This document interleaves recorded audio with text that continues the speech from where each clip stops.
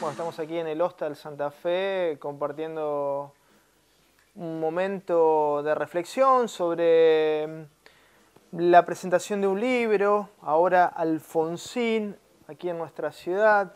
Interesante, ¿no? Recién estábamos hablando con Rodrigo Esteves Andrades y Matías Méndez, sus autores que nos acompañan, sobre el escenario de principios de los 80, ¿no? Que de alguna manera es el escenario que da pie, ¿no? Al surgimiento del alfonsinismo y a su expansión, ¿no? En todo el territorio nacional. ¿Cómo están?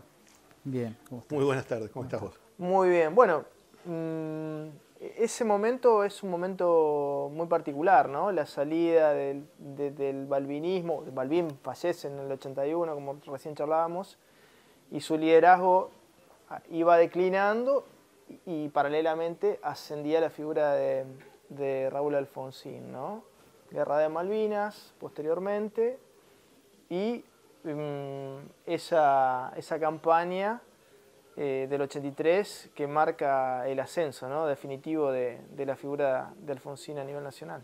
Son los meses del ocaso de la dictadura militar, la experiencia fallida de Malvinas que termina como terminó, muy mal, y la voz de un dirigente que es una voz muy solitaria en la dirigencia política y sindical argentina y empresaria, que es la de Raúl Alfonsín, que dice que manifiesta su oposición a la guerra desde un primer momento, ¿no? Desde el momento en que la dictadura militar inicia el desembarco, siempre defendiendo la soberanía argentina, por supuesto, pero dice, en esta locura no nos embarcamos. Alfonsín lo dice, como te decía, muy solo, es la única voz que se escucha. Porque había otros sectores del radicalismo que habían apoyado sí, absolutamente. Perdón que te interrumpa, sí. Rodrigo. Más que apoyar la guerra de Malvinas, reafirmaban el reclamo argentino, ¿no? Sí, lo que hay es un respaldo al desembarco en Malvinas por parte de la dictadura. Asume la dictadura, nombra un gobernador de Malvinas, claro. Fleta un avión en el que se embarcan dirigentes de casi todos los partidos políticos, sindicalistas como Saúl Ubaldini, el presidente del radicalismo, Carlos Contín, que viajan a la isla a la asunción del gobernador. Alfonsín se mantiene al margen de eso. La experiencia dura muy poco y al poco tiempo del cierre de la guerra, el 16 de julio de 1982, hoy hace 42 años, un grupo de dirigentes radicales que lo acompañan a Alfonsín desde su primera gran experiencia política, que es cuando él desafía a Ricardo Lavín en la interna de 1972, deciden convocar un acto que se convoca con una sola consigna, que es habla Alfonsín, en la Federación de Box, un estadio cerrado en el centro geográfico de la ciudad de Buenos Aires, en el barrio de Almagro.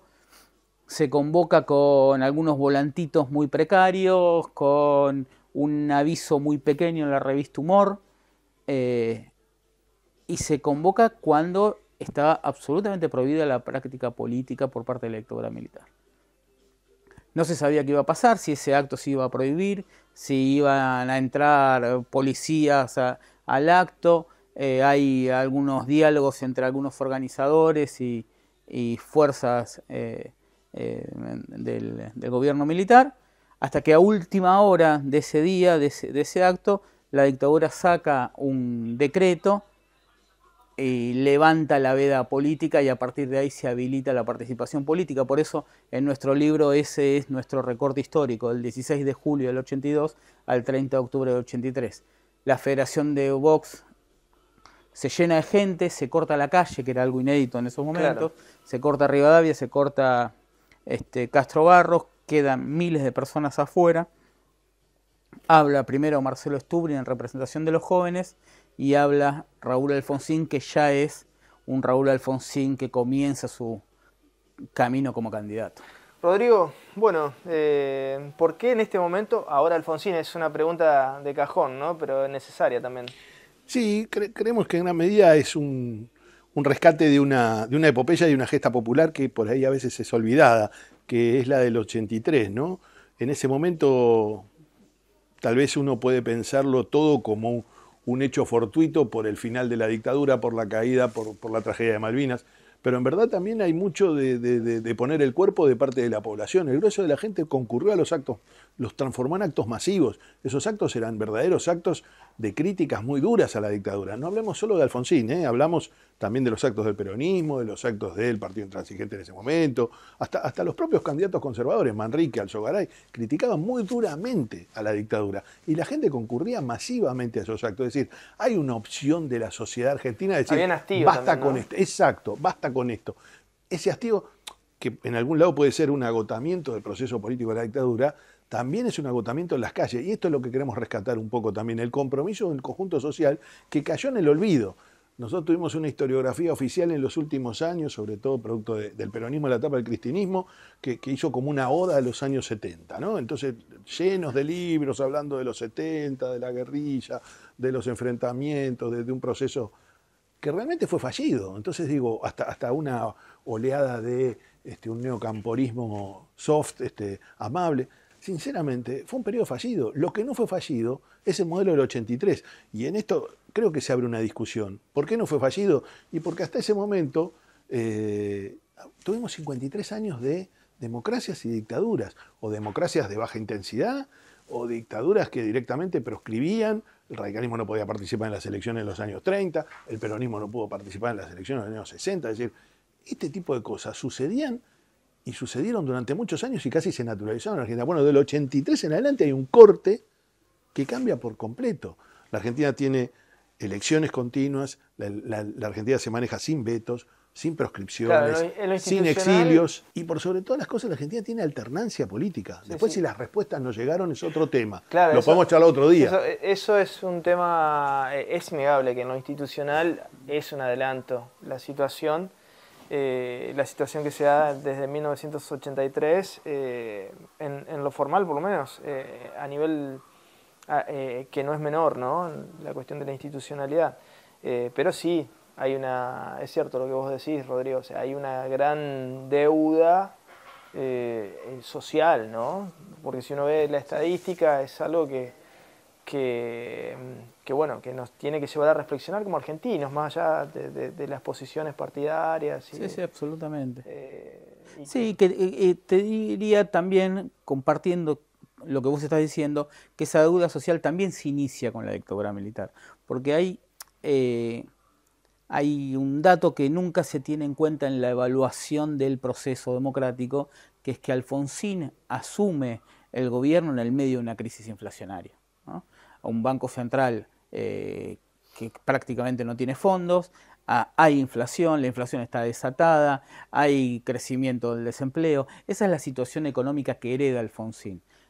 Naturalmente, el objetivo que se pone Alfonsín, y lo dice durante la campaña, es ponerle la banda presidencial a otro presidente democrático, claro. Y ese objetivo se cumple, y en este proceso de la campaña electoral fue donde se fueron construyendo, cimentando las bases del proceso democrático que estamos atravesando con 41 años. Bueno, cuéntanos, Rodrigo, si querés, qué nos podemos encontrar en Ahora Alfonsín, más allá de esta previa, ¿no? Del 82 y los primeros meses del 83. No hay mucho que spoilear porque todos saben que la elección la ganó Alfonsín, así que nosotros somos muy genuinos en eso, arrancamos contando eso, en definitiva, claro. Esa noche, que es en definitiva la noche donde la gente ve que hay un quiebre en la historia argentina como nunca antes. El radicalismo y el peronismo se habían enfrentado en varias oportunidades, pero siempre había ganado el peronismo.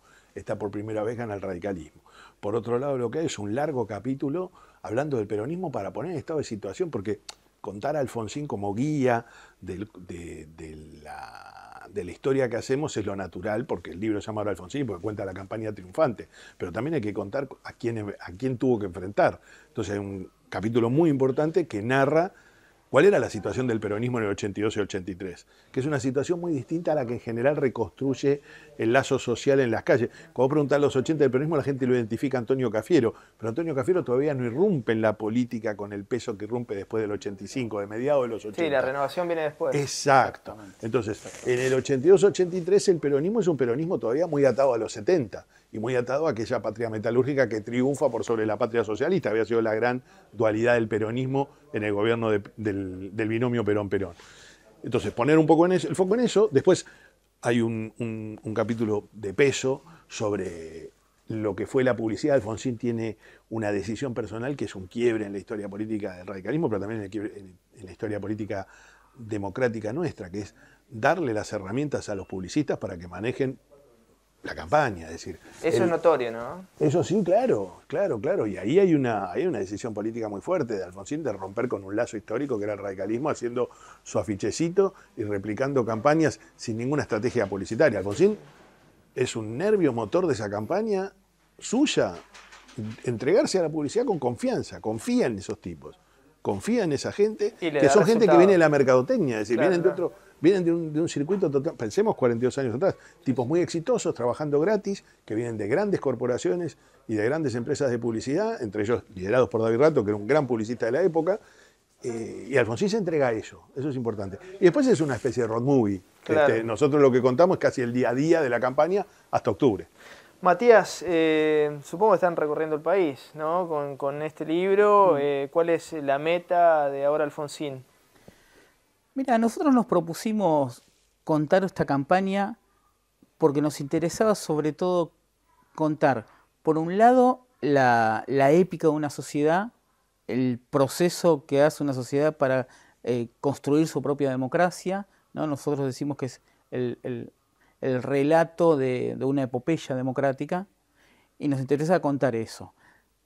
En segundo lugar, nos interesaba contar esto último que decía Rodrigo, que es la primera campaña electoral que se toma muy en serio las herramientas de la comunicación política moderna. Sí.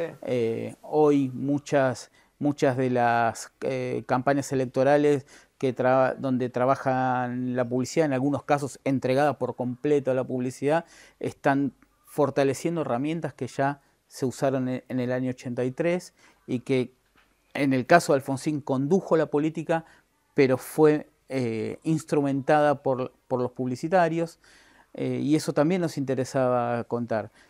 Básicamente lo que nosotros buscamos es eso, retratar una epopeya de la sociedad en un momento determinado que nos permite disfrutar de 41 años de democracia con todas las deudas que esa democracia tiene, en momentos que, como decía Rodri, ¿no? Venimos de muchos años de focalizarnos en leer exclusivamente una década que para Argentina fue trágica, que fue la década del 70. Claro. Bueno, muchísima suerte con esta obra y ojalá, bueno, sirva para reflexionar sobre una etapa histórica muy importante de la República Argentina. Siempre es importante entender, comprender, conocer la historia, de dónde venimos, para saber dónde podemos proyectarnos también, ¿no? Así que gracias por estos minutos. Gracias a vos. Muchas gracias a vos. Seguimos.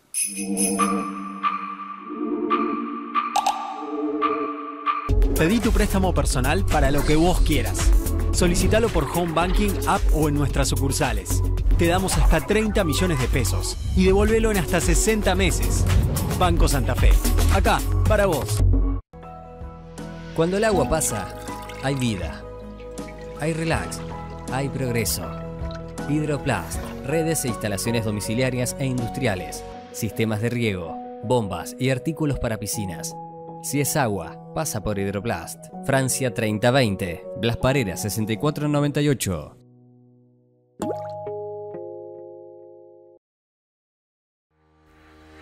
Consejo Municipal de Santa Fe, 150 años. El consejo de todas las voces.